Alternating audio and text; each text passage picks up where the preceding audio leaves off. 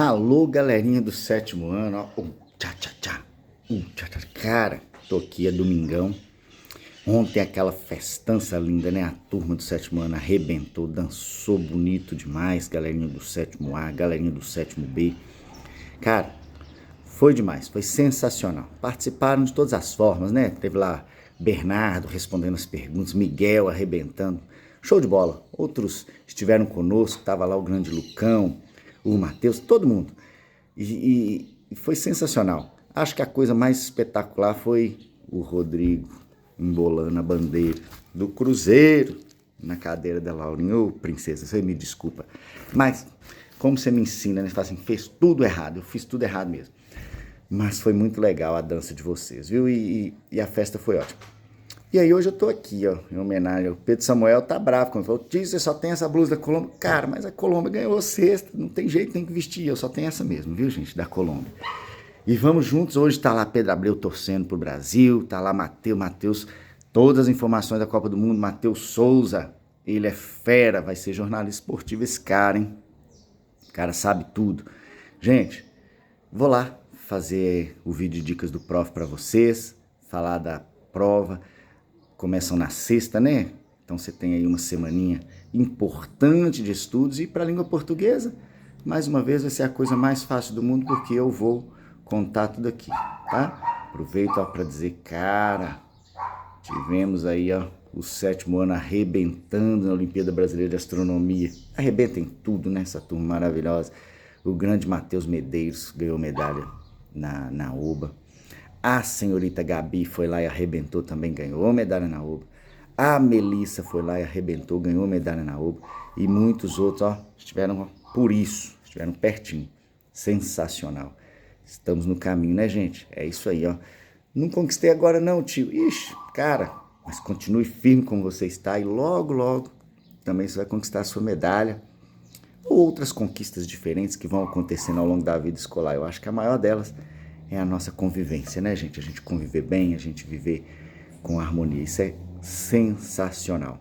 Bom, a primeira questão, eu tenho uma propaganda aqui, né, um anúncio publicitário, de algo que eu gosto muito, tá incentivando a leitura. Eu não vou poder ler, porque as duas frases do anúncio são pauta da questão de número 1. Ela tem letra A e tem letra B. E eu estou pedindo para você analisar essas orações. Estou pedindo para você identificar nelas o sujeito, o predicado. E quando houver, você identificar também o predicativo do sujeito. Você se lembra, né? Quem nos conta tudo isso é o verbo. Tanto que eu brinco, às vezes o aluno está fazendo exercício na sala e me pergunta, professor, qual é o sujeito? Eu falo, não me pergunte. Pergunte para quem sabe. E quem sabe tudo isso é o verbo. Portanto, a primeira coisa a fazer é identificar o verbo. Aí você pergunta para o verbo. Anota aí, ó. Anota aí no cantinho. Quem mais o verbo? Por exemplo, digamos que eu tenha a frase assim, Rodrigo embolou a bandeira do Cruzeiro. Que feio. Não posso fazer isso com o time, né? Eu torço pelo Atlético. Mas não foi por querer não, viu, gente? Foi sem querer. Mas a frase é, Rodrigo embolou a bandeira do Cruzeiro. O verbo é embolou. Quem embolou? Viu só? Eu perguntei quem, mais o verbo. Quem embolou? A resposta, Rodrigo. Portanto, Rodrigo é o sujeito. Para identificar o predicado, agora eu vou perguntar para o sujeito. No caso, era Rodrigo. O que é que tem Rodrigo? Embolou a bandeira do Cruzeiro. Sempre respostas completas. Tudo bem? E a frase que tem o predicativo do sujeito? O predicativo do sujeito é o termo da oração que vai lá e caracteriza, que especifica algo do sujeito, que adjetiva o sujeito, né? E talvez na prova tenha isso. Eu já ia falar que tem, não sei. É com você. Nossa, o Bento fica de olho nessas falas minhas e ele fala, professor, você foi lá e falou. Falei não, falei. Pior que falei, Bento. Olha só, a próxima questão, tá escrito aqui, a próxima questão será sobre o livro A Árvore que Dava Dinheiro, de Domingos Pellegrini. Cara, que história sensacional, né? A gente pensa assim, eu não dou nada por essa história, mas nos ensina tanto, nos ensina sobre economia, nos ensina sobre consumismo, nos ensina sobre a lógica das nossas contribuições para a sociedade, né? Do trabalho em si e a importância dele, e nem sempre está no dinheiro, apesar da história se passar, né? A história se dá em torno do dinheiro. É uma história sensacional. Leia, converse com seus pais sobre essa história, porque é muito, muito legal. E aí vem a questão de número 3. Cara, essa questão é longa. Essa vai exigir até um pouquinho mais. Por quê? Porque ela está tratando do livro O Escaravelho de Ouro e Outras Histórias. O Escaravelho de Ouro e Outras Histórias é um livro que é um conjunto de contos. Então eu não sei de qual conto vai ser a pergunta. É preciso uma leitura atenta sobre todos. Porém,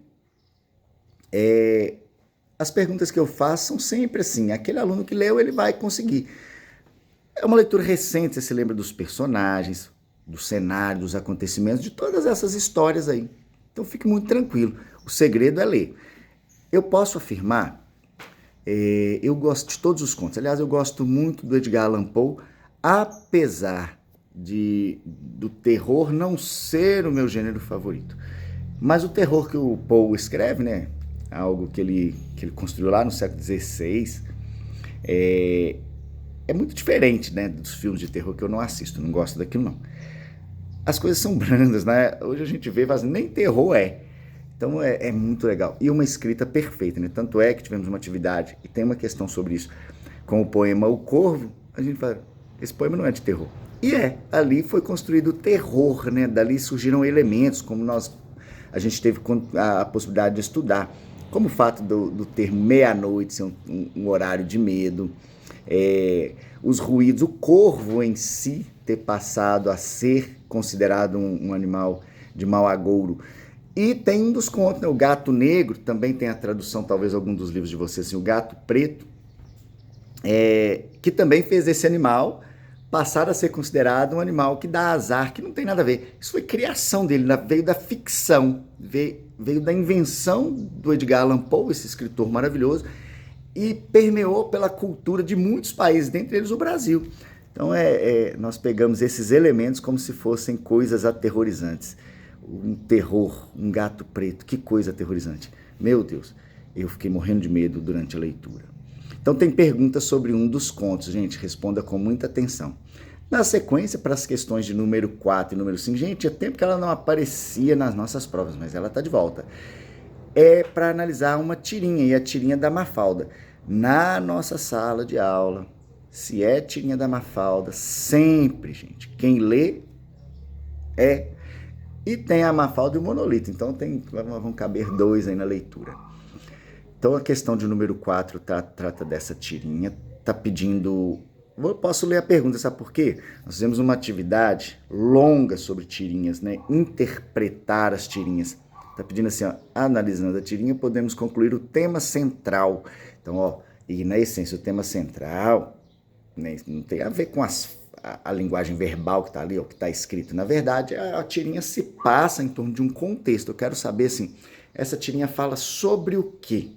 Essa tirinha fala sobre violência, sobre miséria, ela fala sobre problemas relacionados à saúde, porque as tirinhas são muito indicadas para denunciar, né, como proteção social. E sempre com humor, que é aquela ideia de uma quebra na expectativa. Nós imaginamos que a história vai para um caminho e ela dá sempre uma quebra nessa expectativa, invertendo ali suas intenções. Questão de número 5. Foi um pedido do grande Jonas, ele falou para encher a prova disso, que ele ia arrebentar. Então estou contando com você, meu príncipe. É sobre a palavra bastante, ou bastantes, eu não sei. Uma das duas. Você que vai definir e você que vai acertar. Olha, velho, que dica, hein? Que dica. Para a questão de número 6, posso até falar qual é o poema. O poema é O Corvo. Você nunca viu, você não conhece, ele é pequenininho. Mas eu coloquei um trecho na prova, tá? Você tem o poema todo. E eu posso... Deixa eu ver se eu posso ler a pergunta. Posso. Eu posso ler a pergunta. Não, posso não. Aí é demais. Se eu ler a pergunta, aí o tio João vai acabar com a minha raça. É sobre sintaxe, viu, gente? Eu estou perguntando algo relacionado à sintaxe de um dos versos que eu retirei do poema. Qual verso eu não posso dizer. Se você fizer a sintaxe aí de todos os versos, são poucos. São poucos. Você já vai saber a questão. Eu estou dando o spoiler. Esse poema é espetacular, né, gente?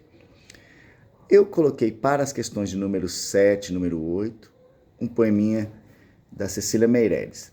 Uma construção tão bonitinha dela, adoro essa construção, tá aqui a imagem dessas personagens, né, que ela colocou no poema.